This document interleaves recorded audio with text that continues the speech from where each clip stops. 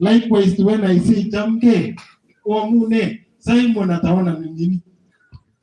Nasikia vimuri. Anasikia nini? Vimuri. So for everybody to be comfortable in every discussion, you've got to salute him or her in a language that they understand. But I want to believe that this afternoon or this morning, is still morning or afternoon? It is afternoon. We have got one simple language, the language of Yahshua, that we only say Bwana asifiwe. Na nisikila mtu anaelewa. Everybody understands that language when we say praise the Lord. Hallelujah. My name is Gedion Ngetich. I come from Bomet. I'm the deacon of Shongrej local church. And it's a pleasure being here today with you. Paraton, it's a pleasure being here. And I want to say that may the Spirit of the Lord hover upon this institution for allowing us to come and preach the gospel. Bwana asifiwe sana. It is another opportunity for us. When people were being introduced, I could hear UOE. UOE. Wana UOE wako wapi? Why have I singled out UOE? Why have I singled out UOE and not the other institution? There must be some interest somewhere about UOE for me, because I'm an alumni.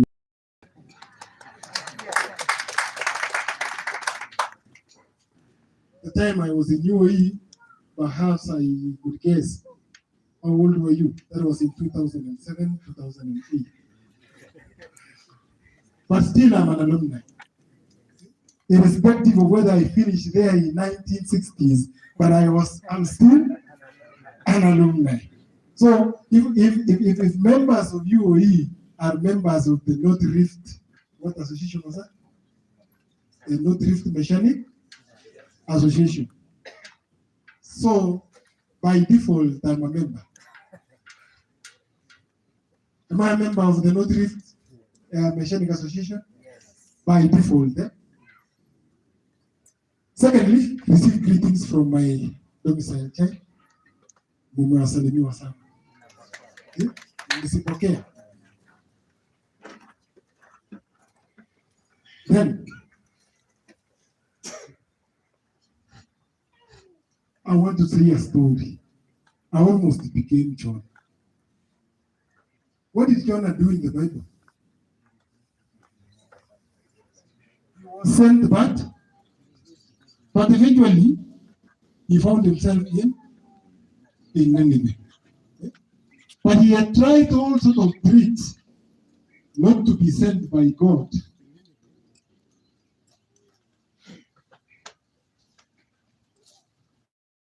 Pass that no one else has ever put it.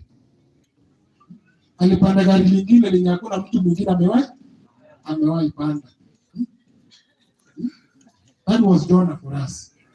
So for me, when I was told that I was to come to Paraton today, I was almost becoming that Jonah. But thank God, because it dawned on me early enough that I need not to be that Jonah. And today I'm here with you. Bwana asifiwe sana. So when I was coming, or when I was being informed that today I'm going to give a speech with a theme, youth, mechanic youth in the contemporary world. Bwana asifiwe sana. So that means we have a world that was, and we have a world that is, and we also have a world that will be. Bwana asifiwe sana. We had a world that was, and a world that is, and a world that will be. So in the book of Romans, chapter 15, verse 4, which I don't want us to read, but I will just narrate it. That the things that was said earlier was said so that we can learn from them. So we want to go back in a nutshell to the world that was, and we will come to the world that is, and perhaps we will just touch on the world that will be. Bwana asifiwe sana. But before we go on, we continue. There is a pertinent question that Job was asked. Job was asked a very sensitive question, and the question was asked by God himself. I will request somebody to read for us Job chapter 38 and verse 4. Job 38 verse 4.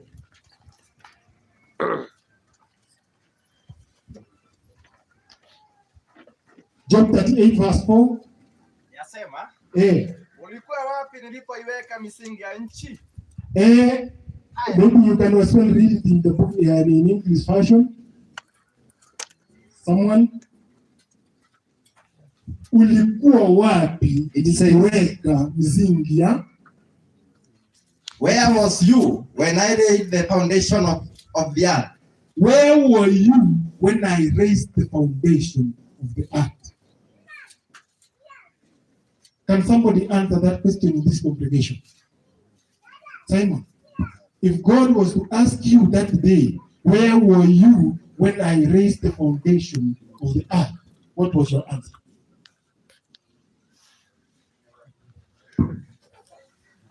Ulikuwa wapi nikiweka msingi ya wapi? Ya dunia. And imagine the person being asked that question was having a lot of suffering. He was undergoing a lot of pain, and still God asked him, where were you when I raised the foundation of the world? Bwana asifiwe sana. It implies to us today that God laid a foundation on the world. The foundation that was laid was supposed to be the cornerstone of every human being, every creature created by Elohim. That foundation was to be the guide for everyone on earth. The foundation that was set. Hallelujah. It is a pleasure that we are here today to know that there is a foundation that was laid by God years back. Hallelujah. I know when a craftsman designs a house, he lays a perfect foundation for that house. Why? Why is the foundation of a building so important than even the building itself?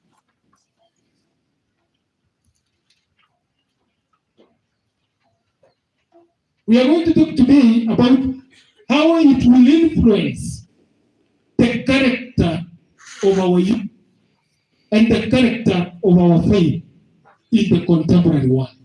When we talk of the contemporary world, we can say in other terms, the modern world. The modern world with which we are living in. The modern world with which we encounter on a daily basis. Bwana asifiwe sana.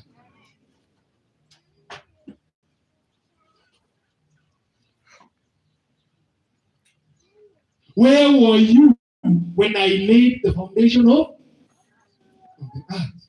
That was the question. And still the same question can be asked of us to tell where were you when the foundation of the earth was laid. Bwana asifiwe sana. Acha niwasalimia watu wako hapa kando. Hamjambo.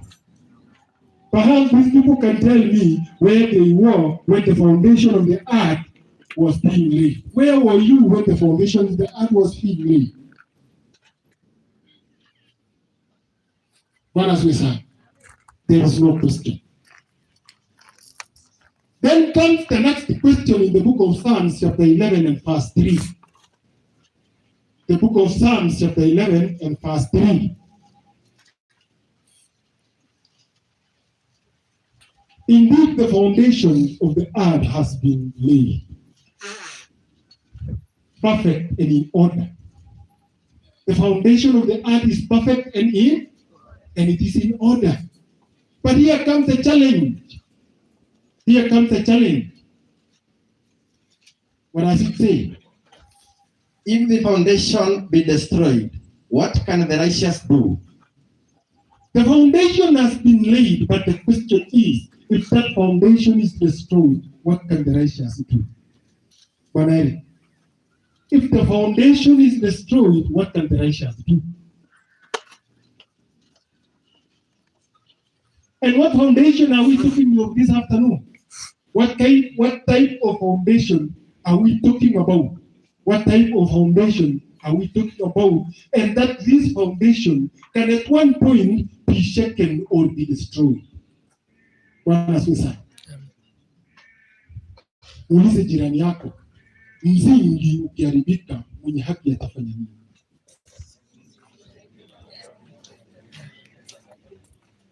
Msingi ukiharibika, mwenye haki atafanya nini?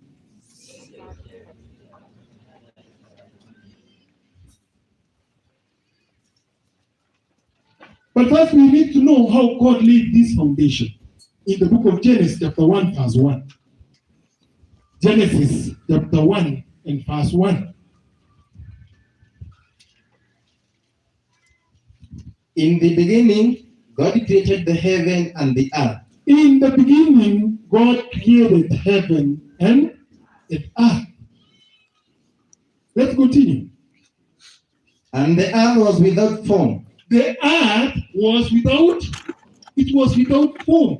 Anything that is without form is not even something that you can be able to describe. But we are told that the earth was without form. And void. And it was also void. There was nothing in it. And darkness was upon the face of the deep. And darkness was upon the face of the deep. And the Spirit of God moved upon the face of the waters. It was only the Spirit of Elohim that moved above the face of the waters. In other fashion, it says the face of the ocean. That was how the earth was. That was an earth without any form. It was void.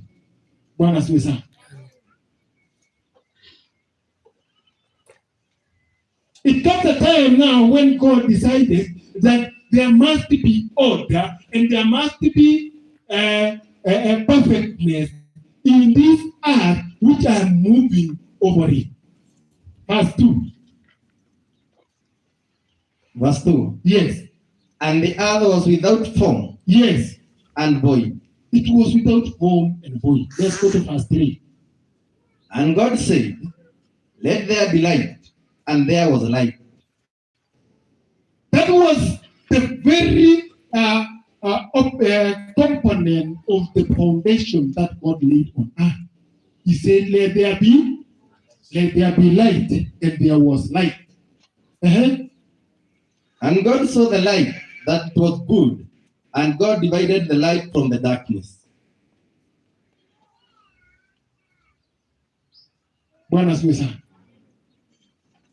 In verse 4, it says God was pleased with what he saw.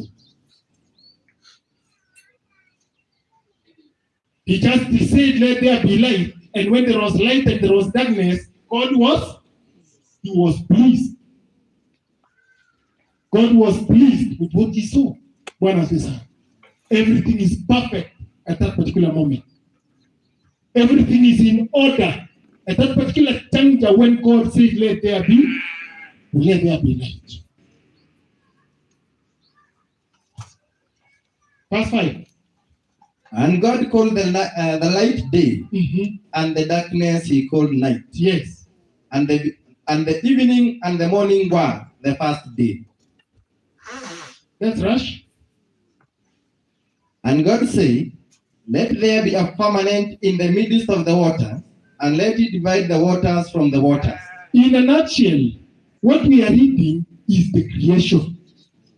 It is the world that was, and the order that God laid upon that earth that was. A foundation was laid on that wall that it pleased God. Then it reached a point. It reached a point where God said, let us now move further. Having created all these other things, let us move further and let us make man in our own image. What does it say? Because the foundation was that it was only God who could communicate. And the other animals were there, and the other creatures were there. That only pleased God. When God saw them, he was so pleased with them. What does it say?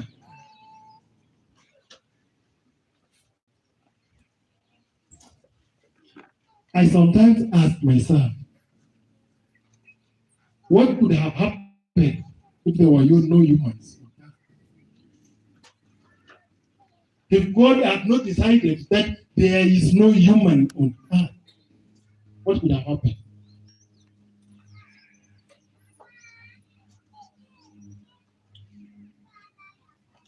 I don't know. Do you know? The moment God decided that we are going to create man, he summoned all these troops and said, let us, who are these troops? Let us make man in our own image. And when I see Simon now, I see the image of the Lord. When I look at Eric, Eric, you will forgive me today because he was my classmate. And each time I will refer to him because tulizoeana na Yesu. Ama namna gani? So when God said, let us make man in our own image, he had a purpose for this man. In the plan of creation, God has a purpose for man to be created. Bwana asifiwe sana.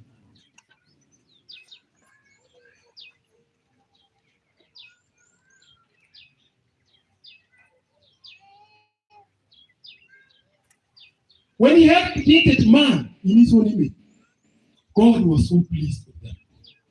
He was so happy that the only thing God was doing was to work for them or to bless them in the garden. Verse 31.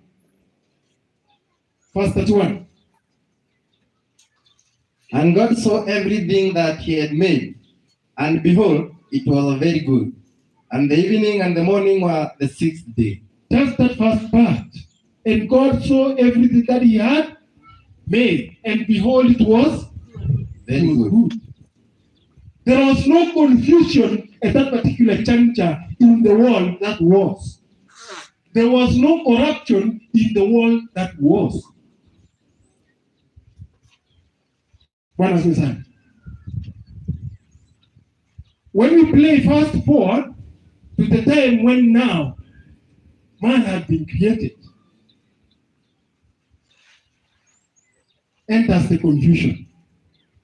In the book of Genesis chapter 3 verse 1. Now the serpent was more cunning than any beast of the field which the Lord God had made. Yes. And he said unto the woman, yes, you have God said, you shall not eat of every tree of the garden. Is it a statement or a question? Is it a statement or a question? Question. It is a question. That is the question that Satan who came in form of a serpent, asking the woman who was created in the image of God, asking her a question that did God say that you should not eat of any tree? I wish Simon could translate this. Omuchi o ameman de boge iti tage tokun de mimara.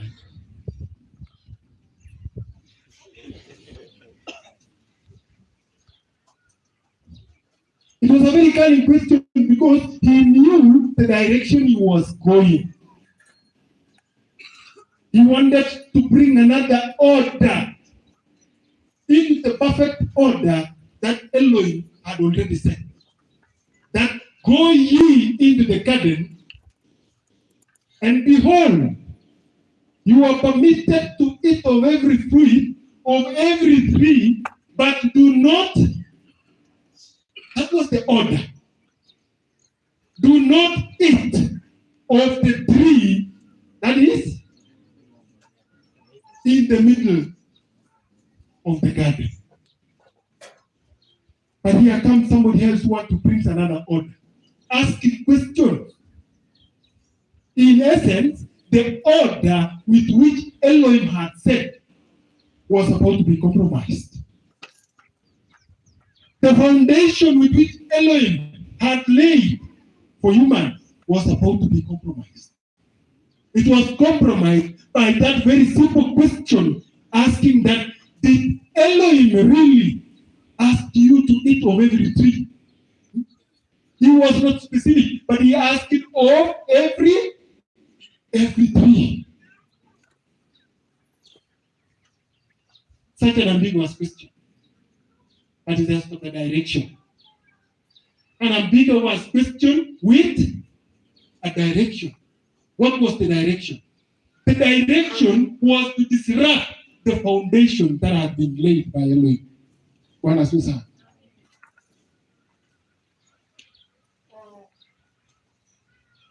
So when we talk about that kind of question alone, that was so, well, how can we put that question?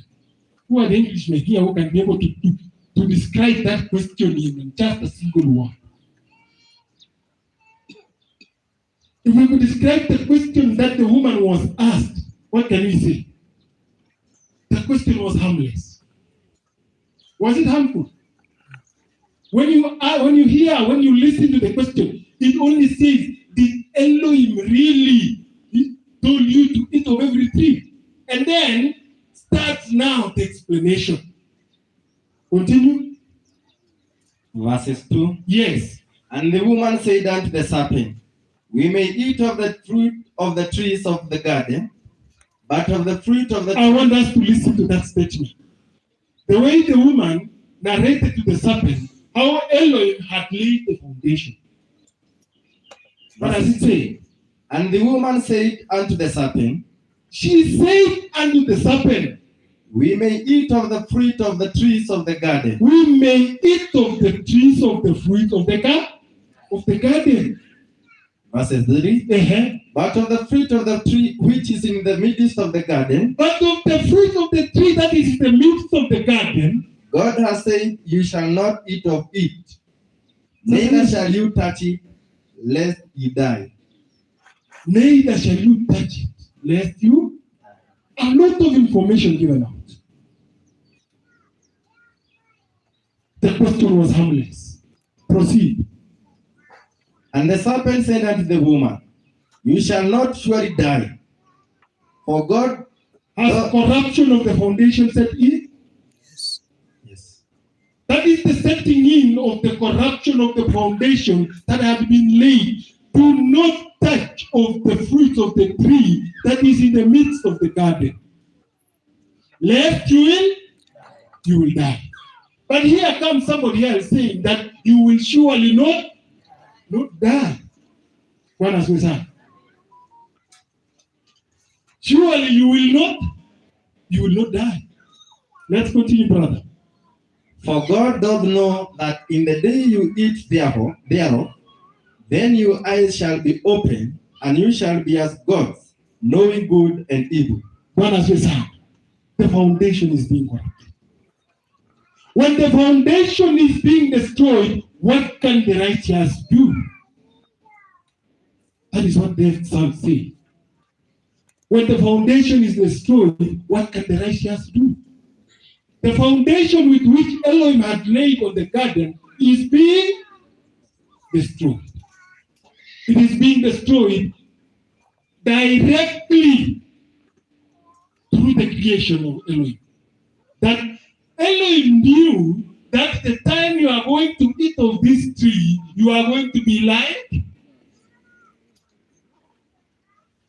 you are going to be like him. Bwana asifiwe sana. The foundation with which was laid has been destroyed. That is the world that was. Because today we have got a thing that we need to understand the Messianic youth and the contemporary world. We need to get examples of the people of the past of the world that was, who stood by the foundation that was laid by Elohim. Bwana asifiwe sana. When the SDA group sang here, when the SDA group, they were singing about, they were talking about who? Joseph. They were talking about Joseph. I loved that song so much because it created the basis of my understanding that this Joseph had a foundation that had been laid by Elohim. Bwana asifiwe sana. The song explains so vividly how Joseph was sent all the way up to Egypt. At the time when he was in Egypt, he served in different capacities. He served in the prison. He served in Potiphar's home to an extent that he was given to be the director or the manager of Potiphar's houses.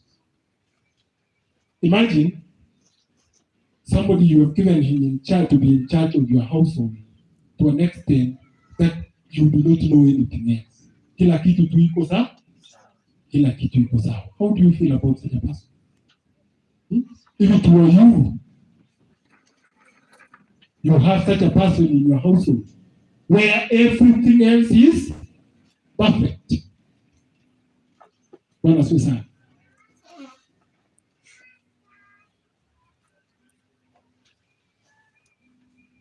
But there is a catch-22 in Potiphar's house.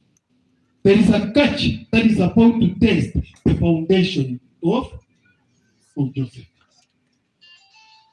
The foundation of Joseph, or the foundation where Joseph knew alone, was about to be tested. The book of Genesis chapter 39 and verse 8. 39 verse 8. What it says? Yes. But he refused and said that verse 7. From verse 7.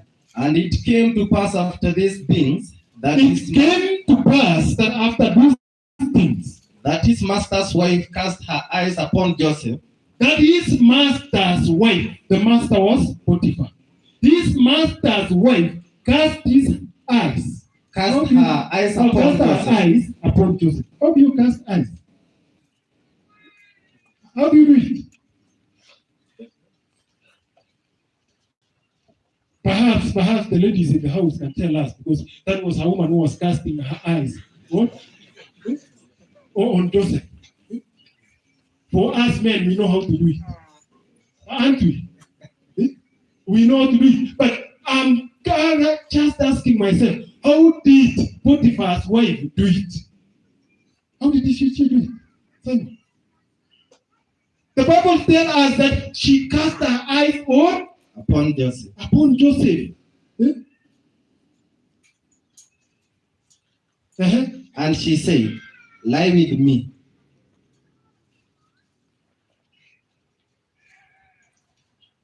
Somebody told me that sometimes in Kikuyu or in Meru, they say Nengori.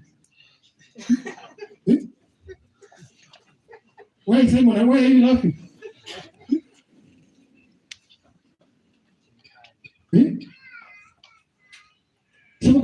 Nengori. Kusema nini? Ni kali sana. Hii ni kali sana. Akamwambia Joseph, lie with me. What did Joseph say? Verses 8. But he refused and said unto his master's wife, behold, my master wotteth not what is with me. Just a in the moment. house. How can you lose such an opportunity? An opportunity that has presented itself to you.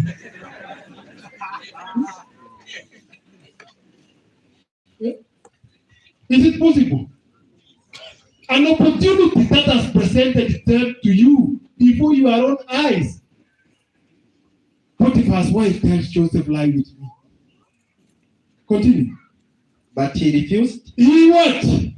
Let us underline the word he Refused. He refused. That is the youth in the yester world. In the world on the world that was. The temptation that befell Joseph is no different to the temptation that will befall the youth of today. She told Joseph, lie with me. But Joseph refused. Let us continue. And said unto his master's wife, behold, my master wotteth not what is with me in the house. Madam, unajua mkubwa amempatia kila kitu kwa hii nyumba. Tuendelee, my friend. And he had committed all that he had to my hand. Akanipatia kaweka kila kitu kabisa kwa mikono yangu. That is Joseph anajitetea. There is none greater in this house than I. Hakuna mwingine mkubwa kwa hii nyumba kama mimi. Neither hath he kept back anything from me but thee. Na hakuna kitu ingine amenikataza ila ni wewe, but thee. Because thou art his wife. Because thou art his wife.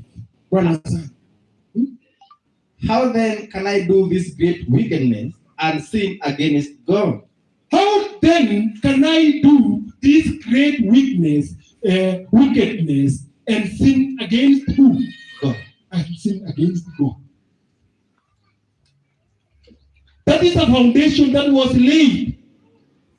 A foundation that was laid in the very depths of the heart of Joseph. How can I? How can I? Irrespective of the juicy opportunity that has presented itself, Joseph could still say, how can I sin against my God?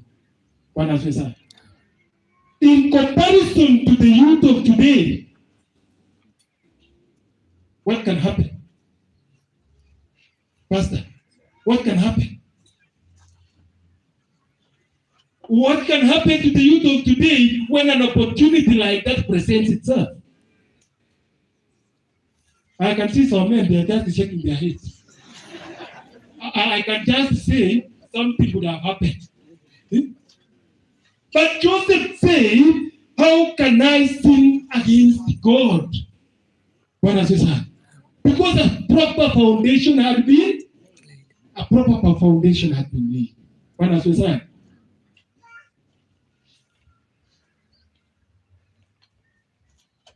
I don't know what Joseph did. But he did something that he was not even scared of. He was not even scared whether later he was going to be asked. The next verse. And it came to pass, yes, as she spake to Joseph day by day, as she spake to Joseph day by day, that he hearkened not unto her, but she hearkened not unto her. Hakumsikiliza, to lie by her, or to be with her. Verses 11. Yes. And it came to pass about this time, that Joseph went into the house to do his business. And there was none of the men. There were only two of them in the house there within. Yes. And she caught him by his garment. Saying, lie with me. And he left his garment in her hand.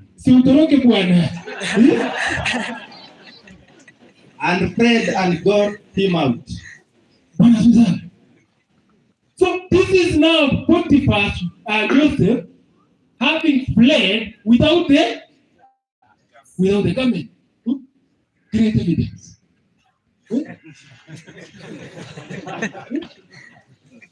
Evidence ya kutosha Whose coat is this? You are Joseph now. Whose coat is this? It is Joseph.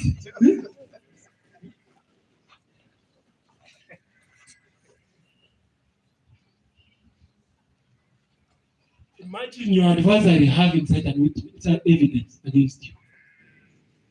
Utajitetea ukiwa wapi? Utajitetea ukiwa wapi? Ukiangalia vyote mahakamani, wewe unasema utajitetea ukiwa wapi? Kuna jinsi tatu hapo na kujitetea. Sasa kama hii Simon, utajitetea ukiwa wapi? Na uko na mashahidi? My friend, when proper foundation has been laid upon you, you are not afraid of evidence. Whatever evidence that is presented against you, however incriminating they could be, you are not afraid. Joseph was not afraid to leave his coming behind. Because that was the major evidence that Potiphar's wife was going to use to incriminate him. Let's continue. Verses 13. Yes. And it came to pass. It came to pass. When she saw that he had left his garment in her hand and was spread forth, that she called unto the men of her house and spake unto them, saying, See, he hath brought in an Hebrew unto us to mock us. He came in unto me. Just a moment. How many people did that actually? Watu wangapi walifanya hiyo kitendo? It was Potiphar's wife. It was Potiphar's wife alone who did that action. But now, when things go wrong, he is now trying to say he has brought a Jew to come and mock us. Now the us part of the destruction of the foundation sets in. The earth part sets in. The foundation is surely going to be destroyed. Ametafuta wanaume akawaeleza kwamba this our man, this Potiphar has brought a Jew into our house so that he can mock us. Bwana asifiwe sana. He had brought in an Hebrew unto us to mock us. He came in unto me to lie with me, and I cried with a loud voice. Hey, ni ukweli? Ukweli alilia? Did she cry in any way? I'm talking to men here. When an opportunity presents itself, just be careful, because things can turn against you. Things can surely turn against you, and when things turn against you with such incriminating evidence, there is no way out, my friend. The next destination, so that we can save time for Joseph, was what was the next destination for Joseph? It was prison. Joseph was in prison. That is a youth of the one that was, who stood by a foundation that was laid on him. When the foundation is destroyed, what can the righteous do? What did Joseph do? Alifanya nini? Alikimbia akasema mbele ya muwe. Mbele ifanye nini? So irrespective of what you have, irrespective of what you are going to do, let the foundation remain firm. Bwana asifiwe sana. The book of Daniel, chapter 1 and verse 3, we are going to see two examples of these men of the world that was. And then we will now come very fast into the world that is. The world that was, the book of Daniel, chapter 1, verses 3, and let's rush all the way to 8 very fast. And the king spake unto Ashpenaz, the master of his eunuchs, Yes. that he should bring certain of the children of Israel. That was during the captivity when the children of Israel was taken captives to the land of Babylon. Mm-hmm. And of the king's seed and of the princes. Yes. Children in whom was no blemish, Yes. but well favored and skillful in all wisdom. Yes. And cunning in knowledge, Mm-hmm. and understanding science. That was the order of the king. That was the description of the king, of the description of the youth that he wanted. And such as had ability in them to stand in the king's palace. Yes. And whom they might teach the learning and the tongue of the Chaldeans. Yes. Verses 5. Yes. And the king appointed them a daily provision of the king's meat. Before you continue, can we describe the daily provision? What is in the menu in the king's palace? What can be in the menu? Director, what can be in the menu? Very delicious. Like what? I could guess. Lakini nisiwafungulie ja. Nisiwafungulie nini? I could feel that in that menu there was some grilled chicken, glazed with garlic. What are you saying, Simon? I thought you were saying there was mukimo. But indeed, the legacy that the king was presenting to these youthful men, it was so delicious in such a manner that no one could resist. No one could resist. Let's continue. And the king appointed them a daily provision of the king's meat. The king's meat. And of the wine which he drank. So nourishing them 3 years. Imagine you are presented with the king's legacy for 3 years. Utakuwa namna gani? Si utaonekana mzuri. Utaonekana sawa sawa. That at the end thereof, they might stand before the king. So that they can come and stand before the king. Verse 6. Yes. Now among these were of the children of Judah. Yes. Daniel, Ananiah, Mishael, and Azariah. Yes. Unto whom the prince of the eunuchs gave names. For he gave unto Daniel the name of Belteshazzar. And the Ananiah of Shadrach, Meshach, and Abednego. And to Mishael of Meshach, and to the Azariah of Abednego.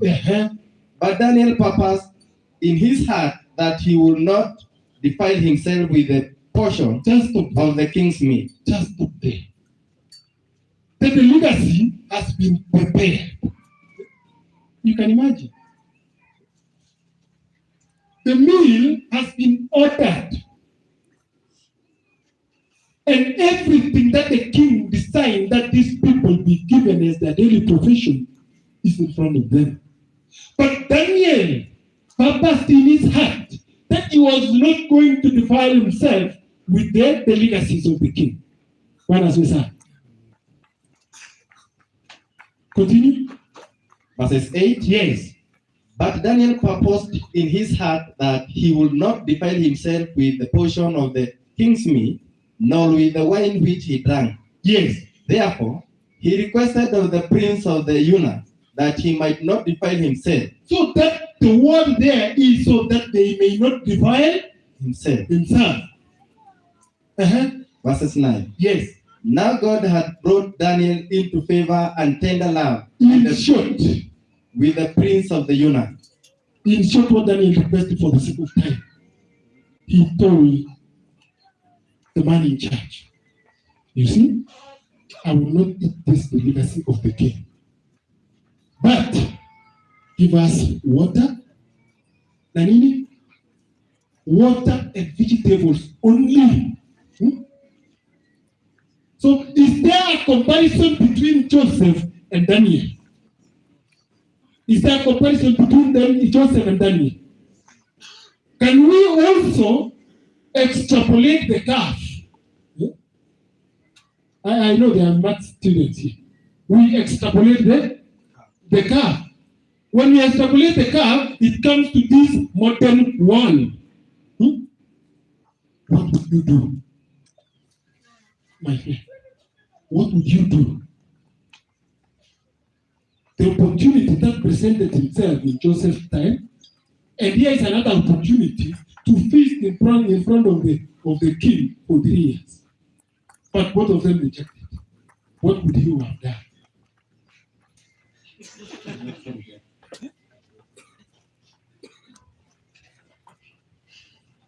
We have one who has rejected. He said he was going to reject. But the question is, how many of our Messianic youth will reject such an opportunity like that? One as we said. In our modern world, the current world which we are living in, we have contemporary vices.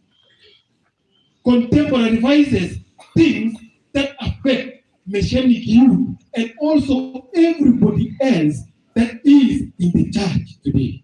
What as we said, we are now into the world that is. What as we said, we have seen the people of the world that was very good examples. We could have seen also the very bad examples of the world that was. What as we said, in a nutshell, the world that was, Sodom and Gomorrah was destroyed because of destroying the foundation. What as we said, in the world that was, David saw Uriah's wife on the window and the foundation was destroyed. Uriah died. What as we said, this is another opportunity for us now to see the world that is. What vices do we have that can threaten the foundation of our faith? What as we said, because the foundation in the book of Corinthians, chapter 3, verse 8, Paul says, I've laid a foundation like a very beautiful craftsman. What as we said, niliweka msingi. Can you read the book of Corinthians? 2 Corinthians. Chapter 3, verses 10. 1 Corinthians, actually. 1 Corinthians chapter 3, Verse 10. verses 10. It says, according to the grace of God which is given unto me, according to the grace of God which is given unto me, as a wise master builder, as a wise master builder, I have laid the foundation, I have laid a foundation, and another builder thereon. What has been said? That is another foundation that has been laid in the current world, in the modern world, in the contemporary world. The world that you are in, the world that you are a partaker of it, the world that you are part and parcel of it. Be it be you are in Baraton University, that is your world.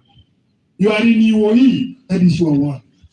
The world where the current foundation has been laid. The foundation with which Paul laid was in Yahshua the Messiah. What has been said? Amen. What can destroy this foundation now that has been laid? So, since the fall of man, man has been constantly inventing sin. You know, invent sin. Inventing sin. There are sin machines making sin to come out on a daily basis. What has been said? And all the generations after the fall of man, they are easily influenced by the evil imagination and actions. What has been said? The current generation, they are easily influenced by evil imagination and the actions thereon in this particular world that we are living in. It says modern youths live in a world that invents evil things they have a sin-generating mind. Do we agree? Do we agree that they have a sin-generating mind?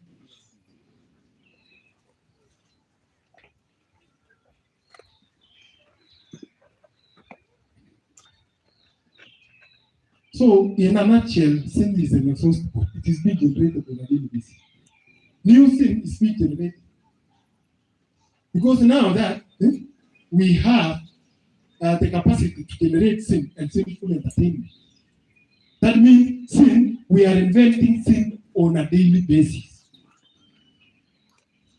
That is why the caveat that we have been given is that let us be careful on how we build on the foundation that has been laid. So, what are some of the contemporary vices that are affecting the foundation of our Messianic youth today? What are some of the things that affect the foundation of our Messianic youth today? In Romans chapter 1, verse 18 to 32, which I wouldn't want you to read, you will go read it, but I'll just paraphrase it. Paul is clearly describing what is happening in our modern world. He is describing what is happening, what is going on in this contemporary world. The contemporary world that is full of the things that destroys foundation.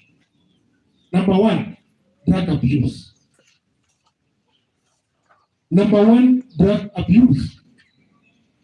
Most youths, I'm talking to all the youths, whether you are a mechanic or you are not a mechanic.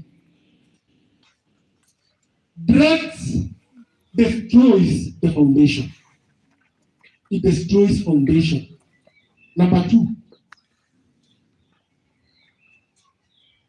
cultism.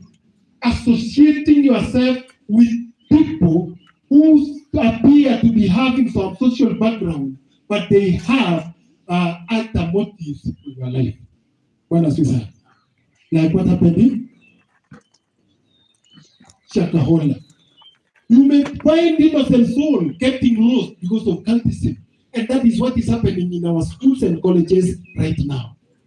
So when you have a strong foundation, the only social group that you engage in is engaging in the foundation of Yahshua Messiah.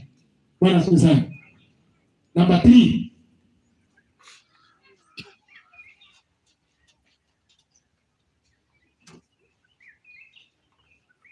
how many petty companies are there? How many petty companies do we have in Kenya? One? Somebody has said petty. Somebody said professor. Shabiki.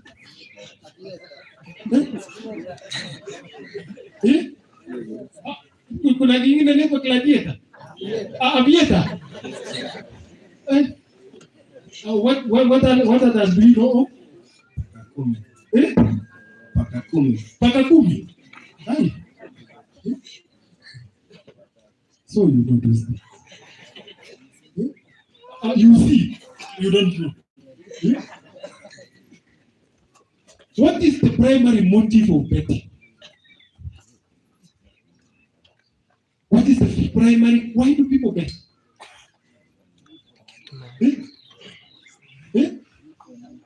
Does it affect the foundation? Does it affect the foundation? Does betting affect the foundation?